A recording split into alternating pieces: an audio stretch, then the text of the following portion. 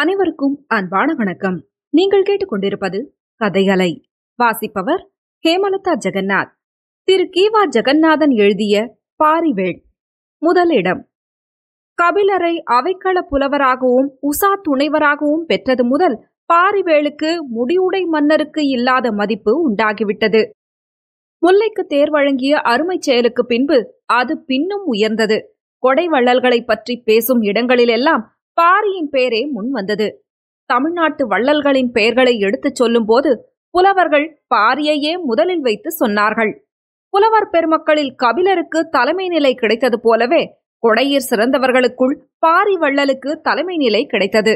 இந்த வழக்கம் அக்காலம் முதல் இன்றளவும் இருந்து வருகிறது. யார் யாரையோ பாடாமல் சிவபெருமானை பாடுங்கள், அவர்களெல்லாம் ஒன்றும் தரமாட்டார்கள். இப்பெருமான் இம்மையில் சோறும் கூரையும் தருவான், மறுமையில் சிவலோக பதவி வழங்குவான் என்று சுந்தரமூர்த்தி சுவாமிகள் ஒரு பதிகம் பாடியிருக்கிறார். திருப்புகலூர் என்னும் தலத்திற் பாடியது அது. அங்கே புலவர்களை நோக்கி கொடுக்கிலா தானை பாரியே என்று கூறினும் கொடுப்பாரிலை என்று பாடுகிறார். வள்ளல்களை உவமையாக எடுத்துச் சொல்ல போகும்போது பாரியின் நினைவுதான் அவருக்கு வருகிறது. மனிதர்களை பாட வேண்டாம் என்று சொல்லும் அந்த பதிகத்திலே மறைமுகமாக சுந்தரமூர்த்தி நாயனார் பாரியை புகழ்கிறார். பெருஞ்சித்திரனார் என்ற சங்ககால புலவர் குமணன் என்ற அரசனை புகழ்கிறார். 7 வள்ளல்கள் தமிழ்நாட்டில் இருந்தார்கள். அவர்கள் இப்போது இல்லை. அவர்கள் காலத்திற்கு பிறகு நீதான் இருக்கிறாய், ஆதலால் உன்னை தேடி வந்தேன் என்று சொல்லுகிறார். அங்கே 7 வள்ளல்களின் பெயர்களும் வருகின்றன. அவர்கள் பாரி, ஓரி, மலையன், எழுநி, பேகன், ஆய், நள்ளி என்பவர்கள். அந்த வரிசையில் முதலில் பாரியைத்தான் வைக்கிறார். முரசு கடிப்பு இருப்பவும் வாழ்வளை துவைப்பவும் அரசுடன் பொருத அண்ணல் நெடுவரை கரங்குவெள் அருவிக்கல் அலைத்து ஒழுகும் பரம்பிற் கோமான் பாரியும் என்று பாரியை பாராட்டுகிறார். முரசை குறுந்தடி அடிக்கவும் வெண்மையான சங்கு முழங்கவும் வேந்தருடனே பொருதவனும் தலைமையுடைய உயர்ந்த மலைச்சாரலில் ஒலிக்கும் வெள்ளை அருவியானது கல்லை உருட்டிக்கொண்டு ஓடும் பரம்பு மலைக்கு தலைவனுமாகிய பாரி என்பது இதன் பொருள். 7 வள்ளல்கள் என்று தொகுத்து கூறுவது மரபு. அந்த 7வரிலும் பாரியை முதலில் வைத்து சொல்வதை மேலே உள்ள பாட்டில் பார்த்தோம். இப்படியே வேறு பலரும் சொல்லியிருக்கிறார்கள். ஒரு பழைய பாடலில் பாரி, ஓரி, நள்ளி, எழுநி, ஆயே, பேகன், பெருந்தோள், மலையன் என்று 7வருள் ஒருவனும் அல்லை என்ற முறை காணப்படுகிறது. இது தொல்காப்பியத்தின் உரையில் பேராசிரியர் மேற்கோளாக காட்டும் பாடல்களில் ஒன்று. பிங்கள நிகண்டில் கடையெழு வள்ளல்கள் இன்னார் என்று குறிக்கும் இடத்திலும் பாரியின் பெயரையே முதலில் வைத்திருக்கிறார் அதன் ஆசிரியர். பாரி, எழுநி, நள்ளி, ஆய், மலையன், ஓரி, பேகன் இவர் கடைவள்ளல். இப்படியே பிற்காலத்தில் வந்த மண்டல புருடர் தாம் இயற்றிய சூடாமணி நிகண்டில் பாரி, ஆய், எழுநி, நள்ளி, பசுந்தொடை, மலையன், பேகன், ஓரியே கடையில் உற்றோர் என்று அமைக்கிறார். இந்த 2 நிகண்டுகளிலும் 7 வள்ளல்களில் மற்றவர்களின் பெயர்கள் எப்படி மாறினாலும் பாரியின் பெயர் முதலிடம் பெற்று நிற்கின்றது. 7 பெயர்களை சொல்லாமல் சில பெயர்களை சொல்லும் இடத்திலும் பாரியே முன்னிற்கிறார். பாரி, ஓரி. தொல்காப்பியம் செய்யுள் இயல் 125 நச்சினார்க்கினியர் மேற்கோள் என்பதும் வன்புகழ் பாரி காரி என்றிசை வாது கூறி, அதாவது திருப்புகழ் என்பதும் இதற்கு சான்று பகரும். சங்க காலத்தில் வாழ்ந்த நல்லிசை புலவர்களும் பிற்காலத்து புலவர்களும் வள்ளல்களின் பெருமையை சிறப்பித்து பாடும்போது பாரிக்கு முதலிடம் கொடுப்பது மரபாகிவிட்டது. பாரி வேளை தமிழ் உலகம் மறவாமல் பாராட்டும் முறை இதுவானால் அவனுடைய பெருமையை என்னென்று விரித்துரைப்பது? கபிலர் பாட்டு. பாரிவேளின் அவைக்களத்தில் எப்போதும் புலவர் பலர் நிறைந்திருப்பார்கள். அந்த புலவர் கூட்டத்திற்கு தலைவராக கபிலர் விளங்குவார். பாரியும் உடனிருப்பான். தமிழின் மாட்சியையெல்லாம் விரித்து பேசுவார்கள். அவரவர்கள் தம்முடைய இனிய கவிகளை எடுத்து சொல்லுவார்கள். பாரிவேளின் புகழை பாட்டில் அமைத்து பாடுவார்கள். கபிலர் பாரியின் புகழை பல வகையில் பாடி மகிழ்ந்தார். ஒரு பாட்டு 2 பாட்டு பாடின அளவில் அவருக்கு மனநிறைவு உண்டாகவில்லை. பாரியின் அரிய குணங்களில் ஈடுபட்டு கிடந்தவராதலின் அவன் புகழை பாட பாட அது விரிந்து கொண்டே போயிற்று. மேலும் மேலும் பாடிக்கொண்டே இருந்தார். புலவர் தலைவராகிய அந்த சான்றோருடைய பாடல்களை பெற பெற பாரி புலவர் உலகத்தில் உயர்ந்து நின்றான். மன்னர்களும் அவனுக்கு கிடைத்த பெரும் பேற்றை எண்ணி வியந்தனர். பாண்டிய மன்னன், நமக்கு கிடைக்காத பெருமையெல்லாம் இவனுக்கு கிடைக்கிறது, என்று எண்ணினான். அந்த எண்ணத்தில் அழுக்காறு தலை நீட்டியது. விரிந்த சோழ மண்டலத்தை பெற்று ஆளும் நம்மை விட கபிலருடைய பாடல்களை பெற்று வாழும் பாரியின் பாக்கியமே பாக்கியம் என்று சோழன் வியந்தான். கபிலர் நம்மையும் பாடமாட்டாரா என்று சேர அரசன் ஏங்கினான். கபிலர் புதிய புதிய முறையில் பாரியின் புகழை அமைத்து பாடல்களை பாடினார். பாணர்களுடன் வந்து பாடி ஆடும் மகளுக்கு விரலி என்று பெயர். பாணனுடைய மனைவி அவள். அவளை பார்த்து, நீ இன்ன செல்வரிடம் சென்று பாடினால் உனக்கு பரிசில் தருவான் என்று பாடுவது ஒரு முறை. அதை விரலியாற்றுப்படை என்று சொல்லுவார்கள். கபிலர் பாரியின் புகழை சொல்லும் விரலியாற்றுப்படை ஒன்றை பாடினார். உலகில் உள்ள செல்வர்கள் எப்போதுமே தம்மை அணுகும் இரவலர்களுக்கு கொடுத்து கொண்டே இருப்பார்கள் என்று சொல்ல இயலாது. சில காலம் கொடுப்பார்கள், சில காலம் கொடுக்காமல் இருந்து விடுவார்கள். பாரி அத்தகையவன் அல்லன். அவன் எப்போதும் கொடுப்பவன். எந்த சமயத்தில் போனாலும் இல்லை என்னாது ஈயும் வள்ளல்.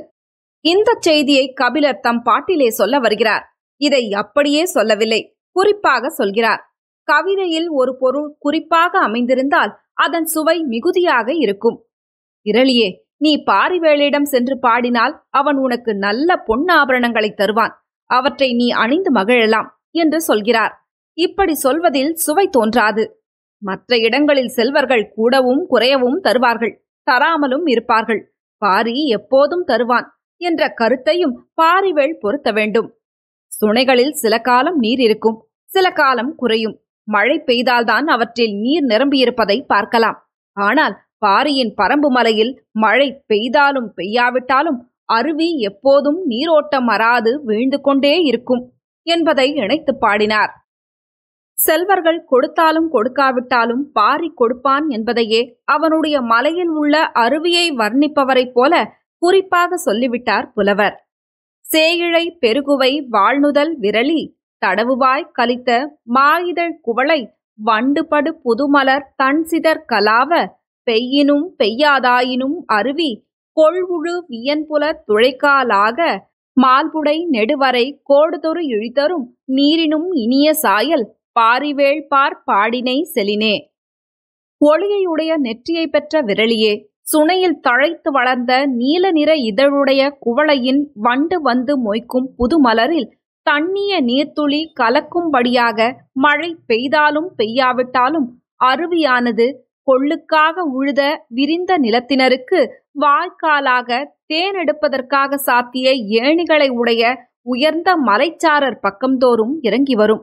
அப்படி வருகிற நீரை காட்டிலும் இனிய மென்மையுடைய பாரிவேளியிடம் பாடிக்கொண்டு சென்றால் செம்பொன்னால் ஆன அணிகலன்களை பெறுவாய் என்பது இதன் பொருள்.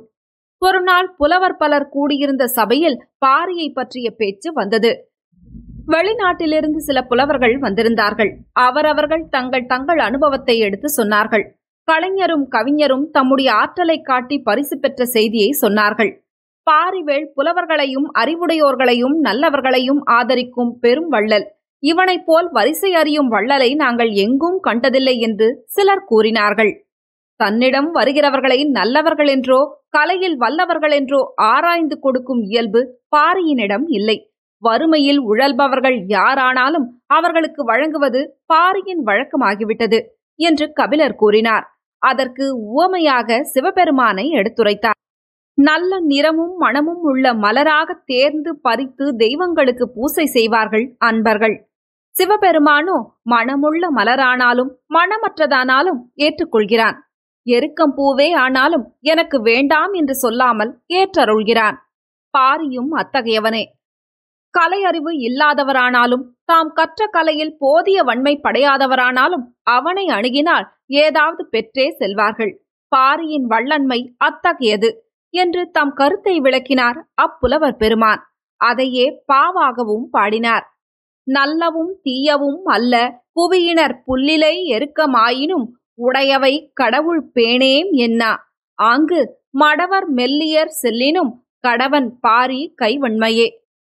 பாடலின் பொருள்: சூடும் பூக்களில் மனத்தால் நல்லவையும் தீயவையும் ஆகிய மலர் வரிசையில் சேராமல் குவிந்த கொத்துக்களையும் பொலிவற்ற இலையையும் உடைய எருக்கம்பூவே ஆனாலும் அன்பர் வழிபடுவதற்கு கொண்ட அவற்றை கடவுளர் விரும்ப மாட்டோம் என்று சொல்லார். அப்படியே கலையை அறியாதாரும் வன்மை பெறாத குறையுடையவரும் சென்றாலும் பாரி தன் கொடைத்தொழிலை செய்வான். இணர் கொத்து என்னா என்று பன்மையாக சொன்னது கோவில் பலவற்றிலும் உள்ள மூர்த்திகளை நினைத்து. பின் ஒரு நாள் புலவர்கள் கூடி பேசிக் கொண்டிருந்தார்கள். கபிலரும் இருந்தார். எல்லோரும் திருப்பி திருப்பி பாரியின் புகழையே எடுத்து சொல்லிக் கொண்டிருந்தனர்.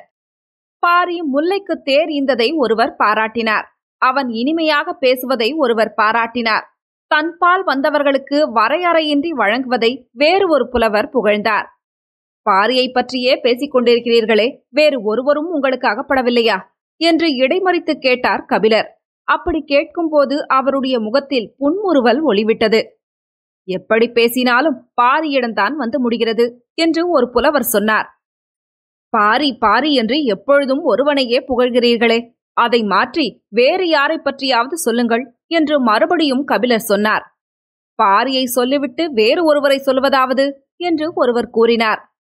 நன்றாக யோசித்து பாருங்கள். எத்தனையோ வள்ளல்களைக் கண்டு பாடி பரிசில் பெற்றவர்கள் நீங்கள். பாரிக்கு ஒப்பாக வேறு யாராவது ஒருவரை எண்ணி பார்த்து சொல்லுங்கள். ஒருவர் கூடவா கிடைக்க மாட்டார்? கபிலர் இப்படி கேட்டதும் புலவர்கள் சிறிது நேரம் யோசிப்பவர்களைப் போல மௌனமாக இருந்தார்கள். பிறகு, பாரியை விட்டால் வேறு யாரும் இல்லையே என்றார்கள். அப்படியா? நான் வேறு ஒருவரை சொன்னால் ஒப்புக்கொள்வீர்களா என்று கேட்டார் கபிலர். நீங்களா சொல்லப் போகிறீர்கள் என்று புலவர்கள் வியப்போடு கேட்டார்கள். கபிலர் பாரியினிடம் எவ்வளவு அன்பும் பெருமதிப்பும் வைத்திருக்கிறார் என்பதை அவர்கள் நன்கு அறிவார்கள். அதனால்தான் இப்படி கேட்டார்கள். ஆம், நான் தான் சொல்லப் போகிறேன். எப்போது பார்த்தாலும் பாரி பாரி என்று பலபடியாக புகழ்ந்து ஒருவனையே புகழ்கிறீர்கள். சென்னா புலவர்கள். பாரி ஒருவன்தானா உலகை காப்பாற்றுகிறான்? கபிலர் பேச்சை முடிக்கவில்லை. வேறு யார் இருக்கிறார்கள் சொல்லுங்கள் என்று பரபரப்பாக புலவர்கள் கேட்டார்கள். பாரிக்கும் அவருக்கும் பெயரில் ஒரு எழுத்துதான் வேறுபாடு. உலகு புறப்பதற்கு மாரியும் இருக்கிறதே, அதை மறந்துவிட்டீர்களே. பாரி ஒருவன் மாத்திரமல்ல, மாரியும் உலகு புறக்க இருக்கிறதே. பாரி பாரி என்று பல ஏத்தி ஒருவர் புகழ்வர் சென்னா புலவர். பாரி ஒருவனும் அல்லன், மாரியும் உண்டு ஈண்டு உலகு புறப்பதுவே. புலவர்கள் கபிலருடைய சதுரப்பாட்டை நினைந்து மகிழ்ந்தார்கள். எங்களை ஏமாற்றிவிட்டீர்கள். உலகத்தில் உள்ள வள்ளல் யாரையோ சொல்லப் போகிறீர்கள் என்றல்லவா எண்ணினோம். பாரியின் புகழை நாங்களெல்லாம் சொல்வதை விட நீங்கள் எவ்வளவோ அழகாக சொல்லிவிட்டீர்களே என்று பாராட்டினார்கள். ஆம், கபிலர் பாரிக்கு ஒப்பு மாரியை அன்றி வேறு யாரும் இல்லை என்பதையே சமத்காரமாக சொன்னார். புலவர் உலகம் அவர் பாடிய முறையைக் கண்டு ஆனந்த கூத்தாடியது வியப்பாகுமா? தொடரும். கதைகளை உங்களுக்கு பிடிச்சிருந்ததுன்னா உங்க நண்பர்களோடும் உறவினர்களோடும் பகிர்ந்துக்கோங்க. நன்றி.